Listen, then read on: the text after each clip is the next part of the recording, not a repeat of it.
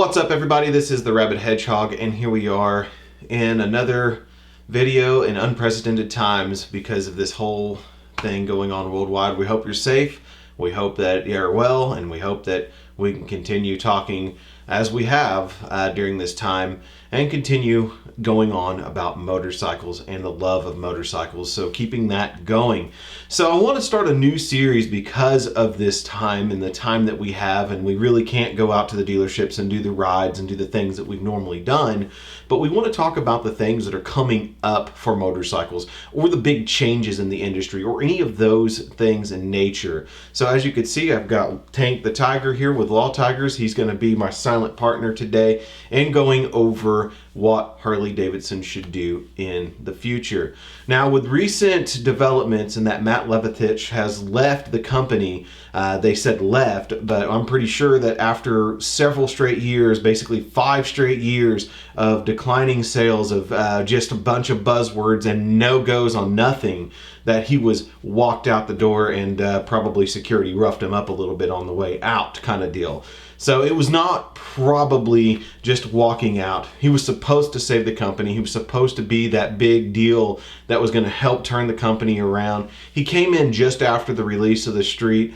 He oversaw basically the release of the new Softail platform, the Milwaukee 8 engine, and several other things that came about. But there has really been no change. There's been a lot of problems with Harley-Davidson moving forward. Of course, he oversaw his biggest pet project, the Livewire, and that has been an abysmal failure for the company. And not only that, the last motorcycle released under his watch, the Softail Standard, is exactly like he is. Just terrible, should have never been made, should have never had the ability to be out there, basically. It's just one of those things that motorcycle is so blah, and the press is universally panning it, that it's just, why did they even release it?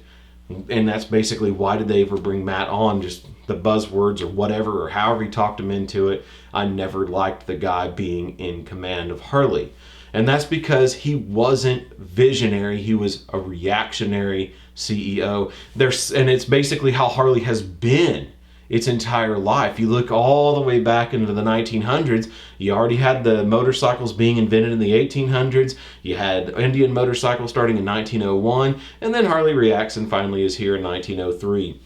And really, and in fact, Harley has been reactionary almost its entire span. There hasn't really been anything innovative out of the company, except with the exception of the clutches that we use to this day.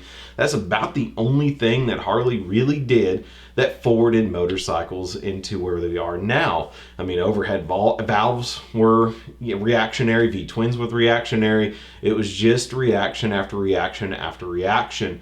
And the point is when they got to the point of running everybody out of the market, they didn't do anything for several years, basically 20 plus years of doing nothing but sitting on a name.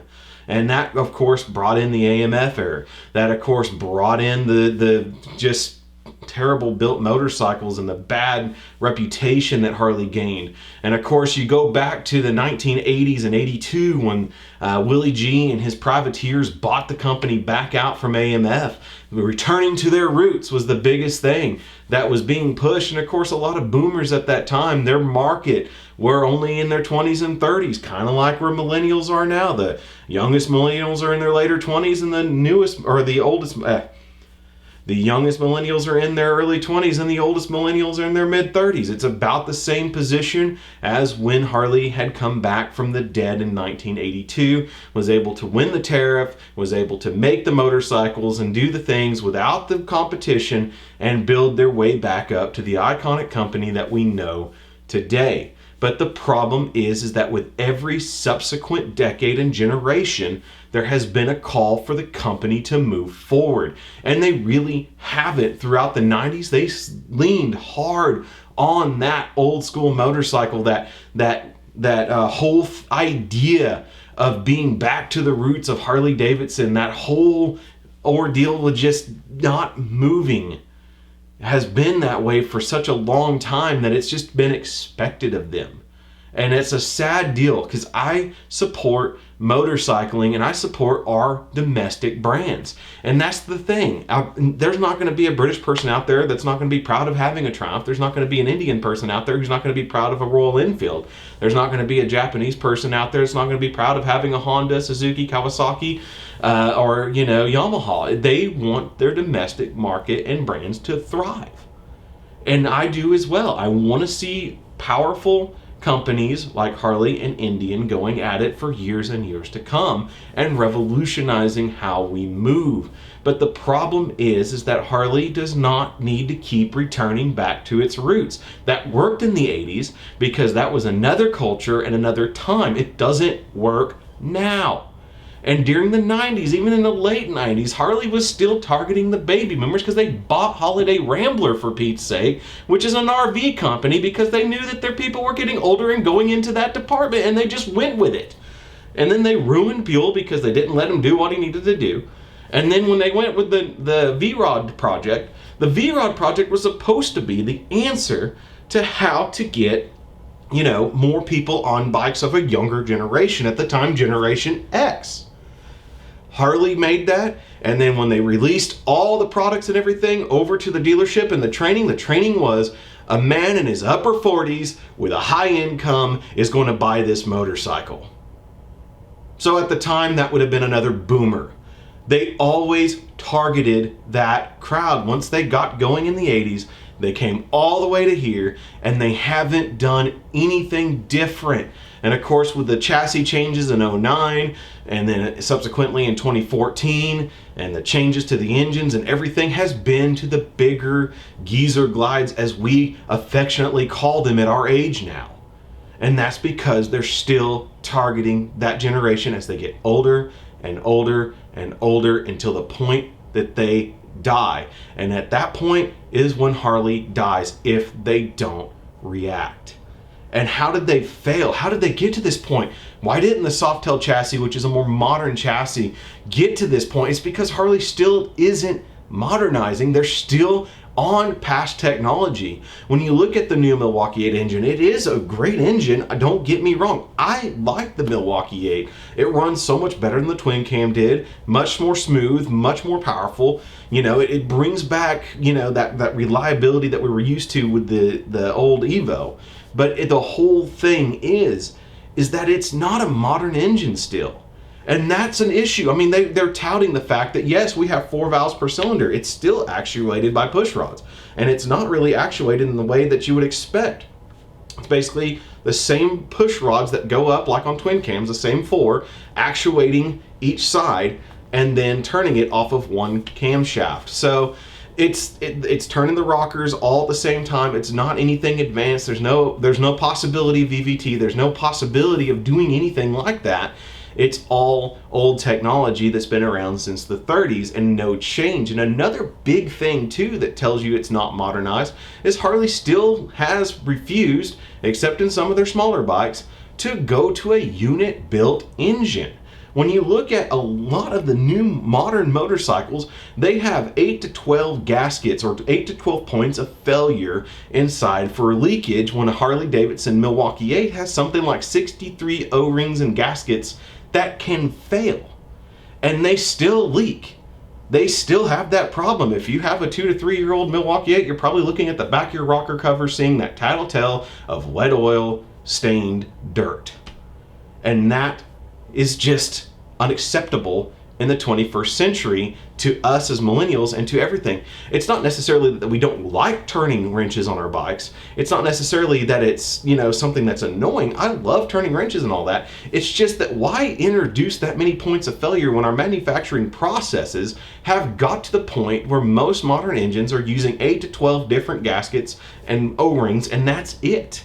And actually using unit-built engines where the primary is not its own gasket set and the transmission is not its own gasket set. There's so many points of failure inside of the 3-piece engine assembly, or if you're a Sportster, 2-piece engine assembly, than there is anything else. In fact, Harley's still using chain drive primaries after all these years when there's more reliable gear driven.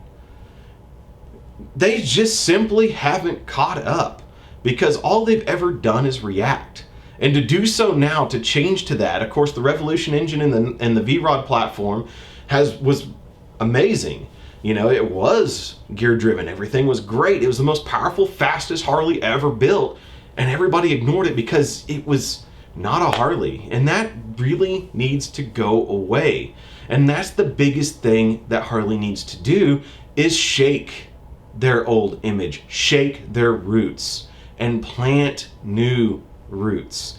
They have the opportunity, especially after this time, when they have a chance to lean back and look at everything before they're manufacturing anything like that, or any, you know, and all that. There's engineers at home doodling on pads, thinking of designs and doing things that could come out great for the motorcycle industry later, and that's what they need to be doing. They need to take a step back and look at everything before they restart everything. I mean, the reason the Softail platform is, I mean, it's selling well enough for Harley, and it's not anything that it's because it's now a single shock in the back and all that stuff. That's not bothering the platform. It's the fact that there's so much redundancy and so much excessive cost in those platforms. And I mean, they released this new Softail standard, which was a stupid idea. Like I said, it's Matt's last breath of stupidity, and I pray that's his last breath of stupidity, because it's literally a chrome version without the gators of the Street Bob. And the Street Bob has a terrifyingly bad riding position, and now the press is saying the same thing about the Softail standard. It's the same seat height, it's the same seat, it's the same everything. It's even a mid-mount, unlike the original Softail standard, which was a forward mount. Why they did that, I don't know. It's stupid. But that's the point. They built in too many redundancies. So now you have the two different bikes, the Softail standard and the Street Bob, that is now both the chrome and the blackout version. Who cares? Just get rid of the one that you don't like. Seriously, you don't need that one. But you also have the Lowrider and the Lowrider S, and you have the Fat Bob, and you have the Heritage, and then you have you have all these bikes that are literally on top of each other, when in reality maybe 5 at most on the same platform to get away with it. Where the Japanese and other companies do survive is that they use the engine as the platform and not a platform. So you have different bikes around the same engine.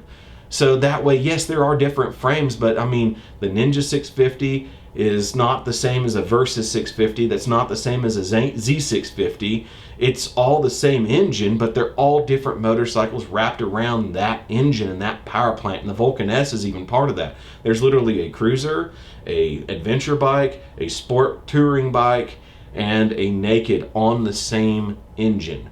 And that's truly what Harley needs to really be thinking about. And thank goodness that's what the modular platform looks like it's doing.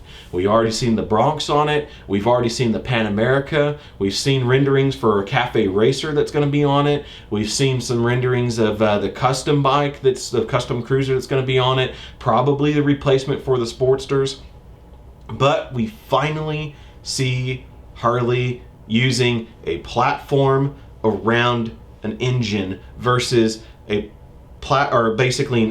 just a platform that they put too much on, and it's the same bike over and over and over again with a slightly different, combination of wheels and suspension and things, and that is just not a proper way to run a motorcycle business right now. They need to move away from that. They need to get away from all the parts been engineered motorcycles and get to the point of, here's an engine, what are we going to put around it? That's what everyone else is doing, except for maybe Indian, and I'm going to get onto them later because I've seen some trends I don't like, that they're kind of going the same way of parts bin engineering. But the point is Harley's used it for so long that it is detrimental to them. And the only reason why Indian can make it work right now is because they're pulling that group of people that are left on Harley to them, and when they run out, they run out. And it's the same problem that they will have, and Polaris has deeper pockets, they can fight it a little longer, but it's going to end up being the same issue if both of them don't react right now and start making those new exciting bikes. I know the Challenger's a new exciting bike, and I know the FTR is a new exciting bike, but when you start making the FTR Rally with the little bit different handlebar and a little bit different look, but you already have the FTR base and you already have the FTR Racer, or you make the Scout Bobber 60 and it's just a slightly different variant of the other Scout 60, that's where I'm getting at. We don't need to see that anymore as a new motorcycle. We need to see something completely different, like the Bronx and the Pan America and the Custom, all different styles on one engine. And that will help them in the long run. That way you can expect what you're going to buy, and you're going to be able to have a network to fix it and everything faster, because you're putting more engines out there and you're not doing all this stuff around just, you know, personalizing the bike. You need to get away from the fact that you think you're premium too. Harley-Davidson is not supposed to be a premium brand. That's something Matt threw at everybody. And let's be honest here, there's nothing premium about Harley but the name. They don't have the technology. They don't have anything. You buy a $43,000 CVO Harley to get what a $28,000 Indian has. And that's the power saddlebags and, you know, some of the other niceties that's already on the Indian, like the tire pressure monitoring system and other things. That's something that has to go away. They don't even have power windshields at that point, and Goldwings have power windshields, and the Indians have power windshields, but Harley still expects you to buy a piece of plastic that screws in, and that's just unacceptable at this point. You also have BMW with electronically actuated suspension and adjustability and other things, and we see that Harley is putting that out in patents right now, but the point is that's a reaction to what's already on the market. You guys can't react anymore. You need to revolutionize. And we look at the market, we look at how it's going, and we see that it's not in the bigger bikes anymore. It's all wandered back to the mini motos and the small displacements going up to 500cc. We see Honda doubling down on those smaller displacements. We see the Grom, we see the Monkey, we see the Super Cub, we see the new Super Cub Trail coming out, basically, or the Hunter Edition. We see those things happening because that's where everybody is right now. And Harley's way up here at 750 and above because they silently killed the Street 500. A lot of people don't know that, but it's dead. It's not being made right now. It's only Street 750 plus. So they are not targeting a good market. They release statements that they're going to be putting out a new bike in China that's going to be a smaller displacement or for overseas markets, but in reality, Harley, you got to bring it here. When I said a butt for every bike like Yamaha and Honda and Suzuki and Kawasaki do, where they start at 50cc motorcycles and they move all the way up to their big touring baggers like the Voyagers and the Eluders and other things, that's what I mean. Not buying a small electric bicycle company that basically runs on a 20-volt power drill battery for a child that costs $600 to $700. I'm not talking about that. I'm talking about the actual ride.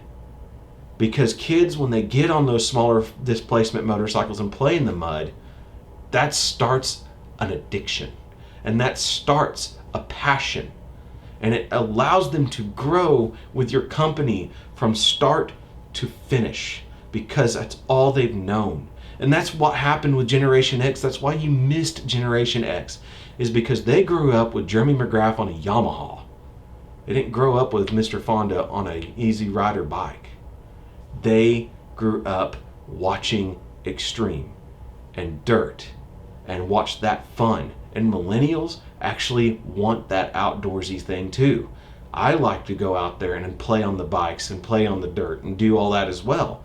I like to move to different sizes. I don't want the same bike in a different wrapper every time. I don't want the suspension to be the same as this one, but the only reason it's different is because this fender's a little longer than that one, or the color schemes are different. I'm tired of that. I want the bikes to be truly different from one another so I can move down the paths. And that's what Harley, you've got to do for real. You have to start embracing small displacement. You have to get rid of an engine that requires 63 seals. You have to get away from the idea of air-cooled. You have to get away from the idea of your old roots and come into the modern society. And right now is the best time to do it because you do have the chance to innovate. The Livewire was a stupid idea. Calling it a halo bike is just a cop-out, and that is incredibly stupid. I've been on that bike. I don't like the plastic sides. Their fit and finish is terrifying for a $30,000 motorcycle. That was stupid, and they don't have the range. And when you're looking up at only a couple of thousand more for a Tesla car, who's gonna want your stupid bike? And that's the problem, is you're looking at a millennial saying that to you. Who's going to want your stupid bike because you charge too much for it when I can go ahead and get the Tesla? That's not revolutionizing the market. That's abandoning it. So stop it. So right now, you need to bring down the market. You need to meet zero. You need to take your Livewire and sell it for $20,000 or less. Then you can move into those different ranges that we've seen rendering of. You can move into the different electric bikes and different sizes and different powers and different distances and everything like that. And if you want to make a true halo bike, make it a true halo bike. Make it something that's absolutely special, because you're charging $30,000 for a stupid motorcycle when there's one that's down there that's $10,000 less with the zeros that has the same stuff but does it better. And we're talking with the extended range batteries and everything, doubling it. And that's still their cost being that much less than yours. They have the Bluetooth connections. They have everything your bike has for less. All we're paying for is your stupid name. And we're tired of it. We want to buy a quality machine that comes back to what we originally believed in when it comes to motorcycles. And that is basic transportation. You have to revolutionize now. And this is what you got to do.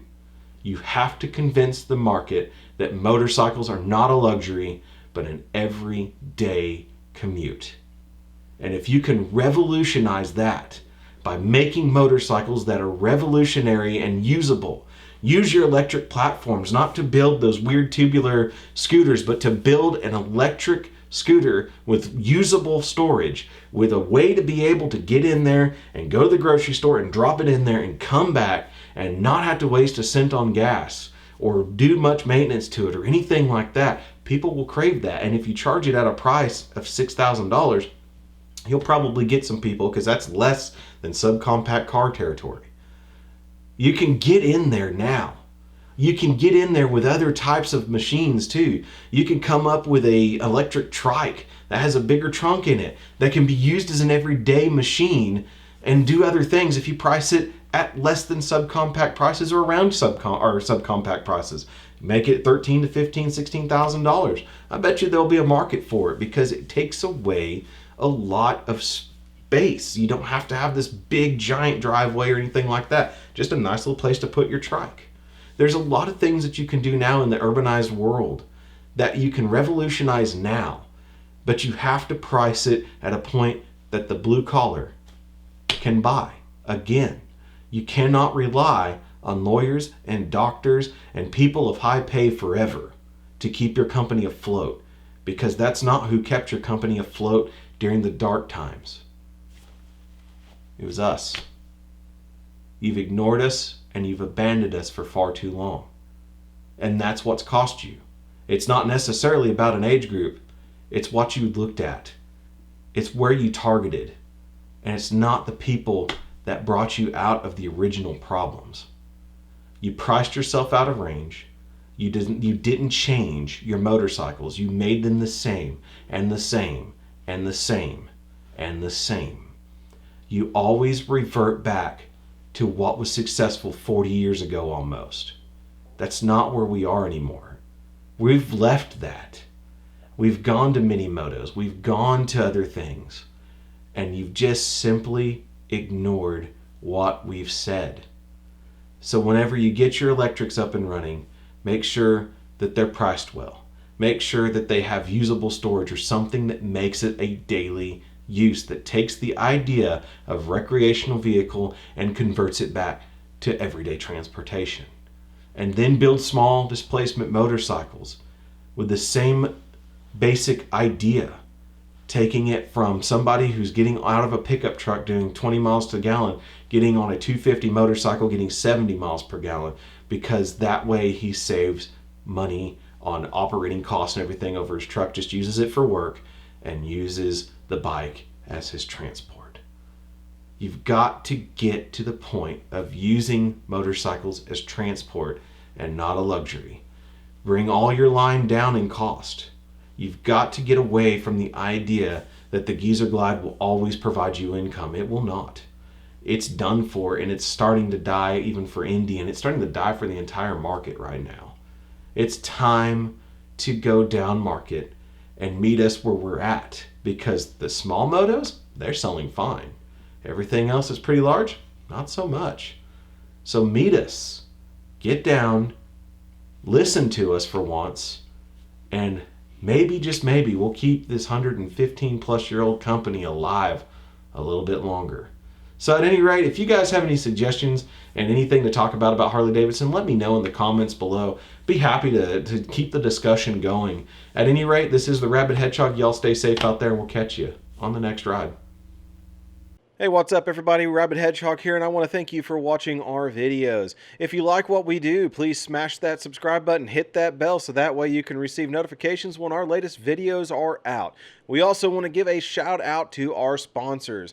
Law Tigers, Motorcycle Lawyers. These guys right now are out there riding with you. However, if something happens, they are not ambulance chasers. They want you to give them a call or visit their website. They're at 1-844-533-2913 24/7 and at lawtigers.com as well. If you're in Oklahoma and you're looking for insurance to protect your home, auto, motorcycle, or commercial, give Derek Enloe and Associates Insurance Agency a call. He's at 405-261-1010 or www.enloeinsurance.com.